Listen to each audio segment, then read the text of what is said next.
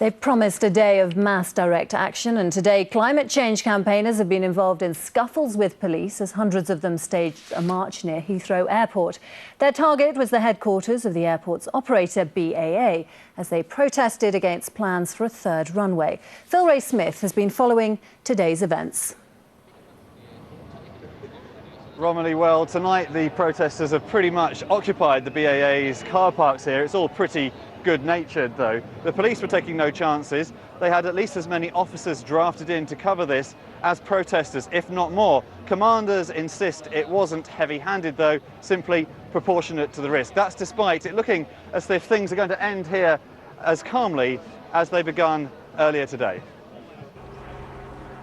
They claim to be speaking on behalf of all of us, and certainly a wide range of people were represented as protesters at Heathrow's Camp for Climate Change set off on a day of action.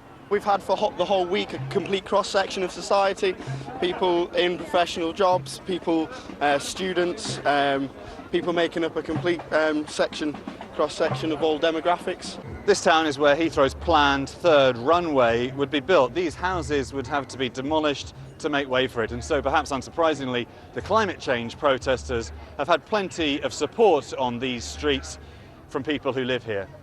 There is not a riot happening on this street. Please go away. Police were out in heavy numbers, but for the most part unnecessarily.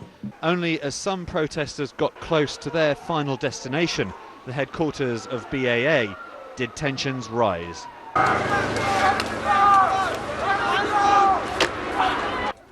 Organisers stressed that this should be a peaceful protest. Perhaps it was inevitable that there would be some confrontation. It seems like it's happening here, but this is on a very small scale.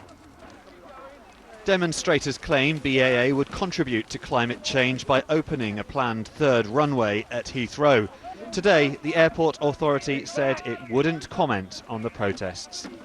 You're targeting BAA here, but they only want to expand Heathrow because of a greater public demand, so surely that's justified.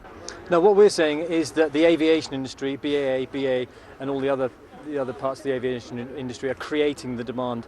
They're pushing for a third runway, they're pushing for massive runway expansion supported by the government, and they're creating the framework in which the public makes their decision.